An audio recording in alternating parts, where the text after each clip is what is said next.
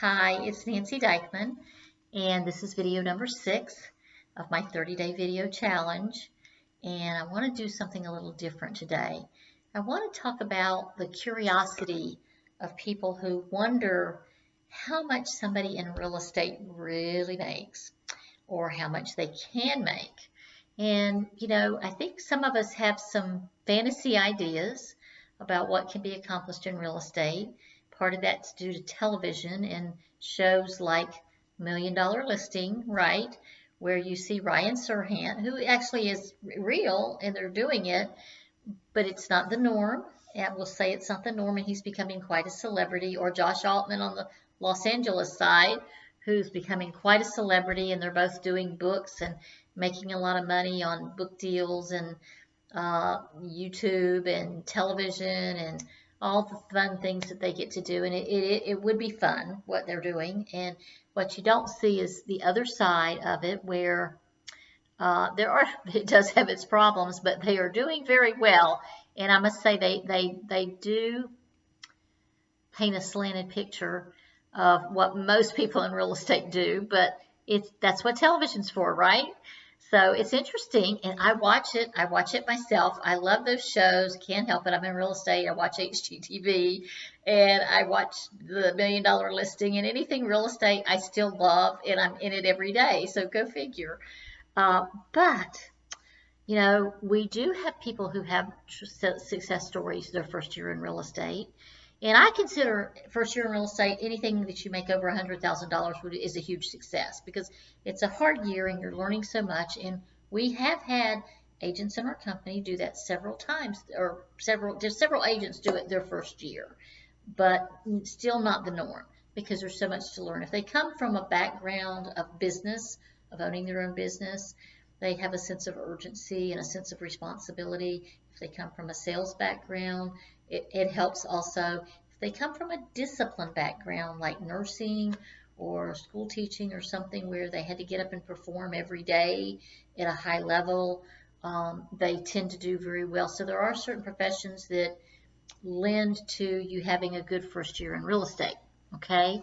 So, but I didn't have that, and it was a struggle for me. And I will say that it led to great things and a lot of interesting life and career, but I had a terrible first year in real estate. I had no guidance. I didn't have that much discipline. I didn't have a coach. I didn't know there was such a thing as a real estate coach, and there are some very good ones and some very bad ones out there. So my first 2 years in real estate were pretty miserable. And I hired an assistant in my second year, I think it was. And people, first of all, my parents and my family thought I was crazy for doing real estate to begin with, because they all came from jobs, like real jobs, where they were employees. And so they didn't understand why I would take off on this crazy real estate career. And some days I wasn't too sure myself, but it worked out okay. So people were wondering, and when I hired my first assistant, people also thought I was crazy. But she came to me and she said, listen, I like you. I think I can help you. I'm an assistant for someone else, but I want to come to work for you. I had done a little talk over at the Board of Realtors about how to take care of your listings. So she said, I want to come to work for you. And she did. And she promised me she would at least double my income, and she tripled it. She knew what she was doing. And she was good. She was good, and I'll never forget her for that. That was wonderful, because she made me believe I could do it, and that helped. Right after I got her, I got my first CRM on a computer. I think I was one of the first people in Ocala to have that. So there was an early one on called Howard and Friends, and I used that until Howard went out of business, and then I switched over to Top Producer. But having a CRM and having an assistant who was patient with me did a lot. And the third thing I did was hire a coach. And that's the first thing I should have done, was hire the coach. I have seen, because I've been to so many seminars with coaches, that I do see other people do very well in real estate when they have to. And I had to. So I ended up doing very well because I had to make a living. So if you have to make a living, it seems to give you more determination and more responsibility and sense of urgency that you got to bring that money into the household, and that will help also. So my first 2 years were pretty miserable, but the third year I started doing pretty well. I did hire a coach, and that helped me to have teach me the discipline of working every morning to on my business at a high level. It taught me the scripts and dialogues that we've talked about in a couple of the other videos, how to call on for sale by owners, how to call on expired listings. And I picked one other thing that changed the course of my career for the better, for the much better, besides my coach. And that was I started calling on builders. And in the area that I lived in, there were lots of small builders. There weren't any big builders back then, like Toll Brothers or anybody like that, or D.R. Horton. They were all small local builders and pretty nice people. So I just went to them and I said, I'm Nancy Dykeman, and I'm, here to help you any way I can. And I know that you have people come to you that have a house to sell before they can build with you. So if you'll recommend me to list their house, I'll do my very best to get it sold, and I'll bring them back to you. When I get a contract, I'll call you and let you know that I have sold their house. So the builders started liking that. So I got popular with the builders, and I started doing a lot of business with builders. And actually some of the builders listed their homes with me. They had what they call, the most common listing agreement is exclusive right of sale, but they also had exclusive right of agency, which I did for many builders. And if they sold it themselves, I would be the agency to represent them. If they sold it themselves, they would just pay me a small marketing fee instead of the commission. It was something I worked out with several small builders who I did business with for many, many years to come. So it gave me relationships that lasted very long term. And in a few minutes, I'll explain how that evolved into something even more. So I got to know the builders pretty well, got a good reputation with them, sold many of their houses, sold some houses for people to be able to buy houses from them, and that helped me out a lot. Meanwhile, I still continue doing resales and expireds and for sale by owners. I did 4 different methods of doing business, which we highly recommend you do, so that if one goes short, the others will keep working for you. You don't have all your eggs in one basket. So, and I did see people that did very, very well, much better than I did my first year when I'd go to those seminars. I remember a story about one gentleman who, I think he was a pharmaceutical rep, and it was at the seminar. He got transferred to Florida or moved to Florida to do his business, and he bought a brand new house, a $600,000 house. He bought all new furniture. He moved his family there. And 3 days after he moved in as a pharmaceutical rep, they shut the company down, and he was out of work. Had bought a house, moved his family, everything. So he thought the only alternative I have is to go into real estate and make it. So he was one of the people that I remember very well. I don't remember his name, but he hired a coach right away. Somehow he knew or ran into someone who recommended it. He hired a very good coach, same coaching company I use, right away. First day in real estate. He learned how to prospect. He made well over $300,000 his first year in real estate, and he was very businesslike, very disciplined, and did very, very well. And I don't know what he's doing today, but I was so in admiration of him for taking the responsibility and getting on right away something. So that can be done. He was in a market of about $300,000 homes on average. It wasn't a totally high-end market. And I think he might have sold 60 homes his first year. I don't remember the actual numbers, but he did. I was so in awe of him. And because when you go to those types of events, and right now they're all on Zoom, but when you go to them, you see these people that are doing unusually great things with a belief system, and they put that belief system, they might not start out with it, but they read books and they do affirmations and they do really faith-based things. They have faith in themselves. They have faith that things are going to work out, and they move forward at a very focused level, and they do very, very well in real estate right out of the gate. Wish I would have started out that way, but I didn't have that back then. So after I started working with builders for a while, I started getting the attention of developers who had lots to sell to builders, and they didn't know the builders, but I knew all the builders. So I listed a big subdivision, 400 lots, and worked on that. It wasn't fast sales, but I would get the builders to build a house in there as a joint venture with the developer, and we did that, and we sold houses off of it. So we did sell very, very many houses that way over a period of a few years. And then I got another developer, did the same thing, small developers in a smaller subdivision. And then I got a big subdivision who I started bringing in builders to build homes with a joint venture, and some not with a joint venture. Some just did it on their own because I had the relationship with the builders, and they knew I would try to help them sell their homes too. And then I ended up selling one gentleman who owned a subdivision, wanted to move back to Panama. And he wanted, because I got to know him by calling on his secretary. I just went into the office one day and said, you know, here's what I do. I help people get builders for their subdivision. If your owner would like to talk with me, here's my card. And lo and behold, she set up an appointment. I listed the subdivision. I sold several lots in it. And then he called me one day and says, I want to sell my subdivision. I said, yes, I know. We're working to sell your subdivision. He said, no, I want you to sell my whole subdivision to one person. I just want out. I want to go back to Panama. Commercial real estate's picking up there, and I want to go. So I want this gone.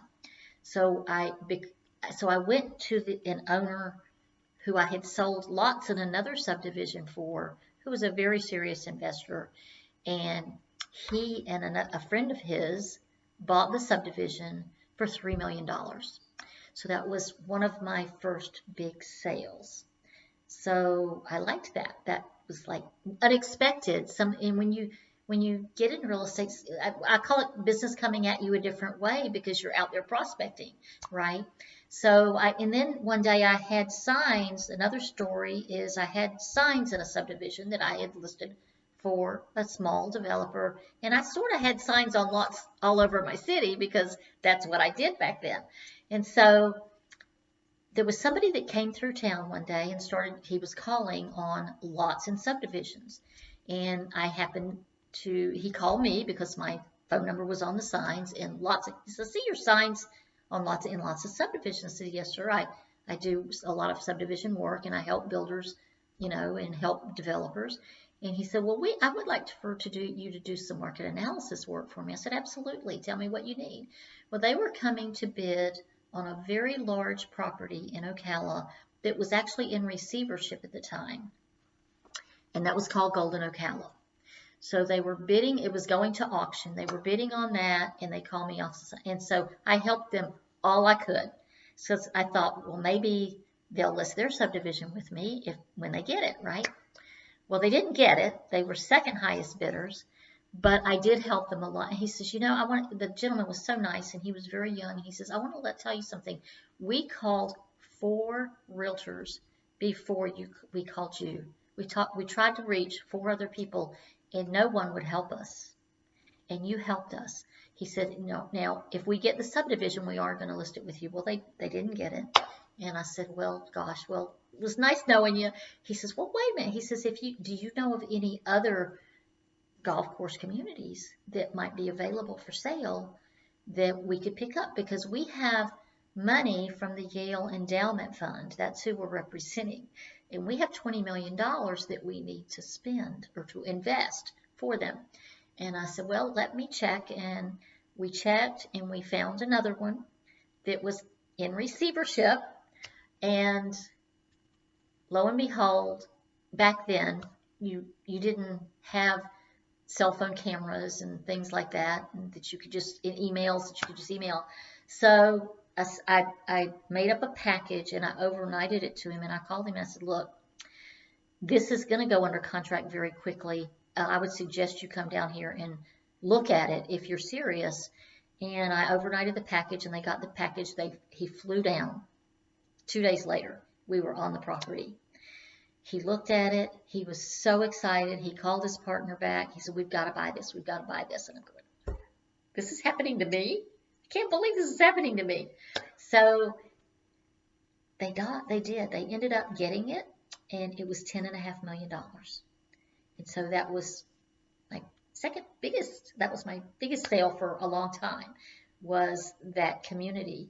And it was amazing. And I didn't know it was going to happen, but I was just out there doing the best I could, prospecting, building relationships with people. One thing just led to another, which led to another, and eventually led to another. So that happened. I was on cloud nine, of course. And after that, we went along for a while doing the same thing. And then a little lady walked into our office one day, and this was in the early 2000s now, when the market was starting to heat up, but we didn't even realize it was starting to heat up. It was 2003, I believe. She walked in and she says, very unassuming lady, and said, I represent an investment club out of California. And I said, okay, what? And she says, we want to buy properties, buy homes, for affordable homes that people will rent out and keep them long term. And can you find us some, can you help us with builders? Well, yeah, I can help you with builders. So we went and visited some builders, and then she says, well, I'm going to need somebody to property manage. Do you property manage? And I said, well, no, but if it's a number of homes, we can help set that up, which we did. So now we get into property management. And so we worked with several builders. We ended up flying out and presenting the products. Well, we met with several builders. She said, yes, I'll build this for this price. And we put packages together with her assistants. She knew what they were looking for. She knew the size and everything. And so we went along with this, and we picked 3 builders that were going to build some homes, got the floor plans, got the colors, got everything. Started having to find lots to put them on. We did that, and we went out to California. And the first trip to California, we did a presentation. We did a couple of presentations, and we sold over 100 homes on that trip. And that was, I think, 2004. Go figure. So we sold over 100 homes, and I thought, this is surreal, So we did that. The homes weren't built yet. We had to come back. We had the lots. We had enough lots. We had gathered enough lots, but we had to build the homes, and then the builders either had to build out of pocket, or we had to put up the money, because they didn't want to do construction perms. They wanted to buy finished product, and so we had to do that. We created with the different builders, and then I went and got a line of credit and started building homes with the builders. And so we ended up building over 500 homes over an 18 months to 2-year period. We built over 100 homes, or 500 homes, I'm sorry. So we built over 500 homes in various areas of the city, and they wouldn't pick, if it was a set subdivision with only maybe 120 lots, they wouldn't put over 12 homes in there, because they didn't want it to be a complete rental community. They had their standards, and they were very good standards, and they were very good homes. They had fenced backyards and sprinkler systems and appliance packages and everything a renter would want to move in. One caveat we had is we had to promise that we would rent these homes within 90 days of them closing on these homes, or we would have to pay their mortgage. Thank God we never had to pay anybody's mortgage, because that was scary. That was the plan that they wanted. So there were some performance issues that we had to realize. So that went very well, 2003, 2004. Then I started with some of the people that I had met and some of the builders and their partners developing subdivisions. So that led to developing subdivisions, and we were doing really well developing subdivisions, really well, until the market crashed in 2007. Some people say it happened in 2006. I think it was more like, for us, 2007 and 2008 was terrible by then, and we got stuck with some subdivisions that we had to complete, but we no longer had buyers for, because the market, it was over. It was just over. So, because we didn't understand what was happening on Wall Street or what caused all this growth and everything, it was a sort of a false economy. We learned later. We read The Big Short. I never did watch the movie, but I did read the book, and now I know what happened. But I didn't know it at the time because I was drunk on real estate development. So we went broke. Basically, we saved our company. We owned Remax Premier Realty, and we worked through years of hard times. We were able to keep our company doors open, although the company shrunk from about 115 agents down to about 35. And we all learned how really quickly to do short sales. And some people did foreclosures, but we had some of these people, we had sold them, many of them we had sold them the homes.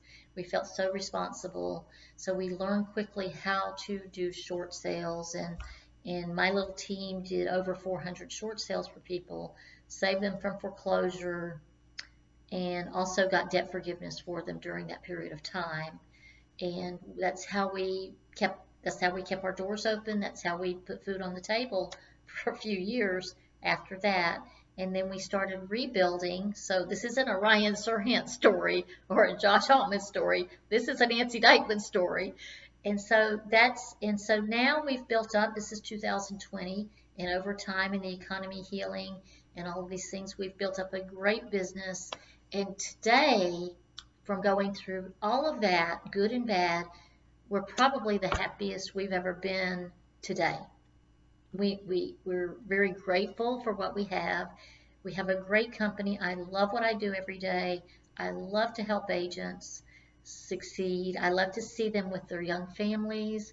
I like to see older people enjoying themselves in real estate.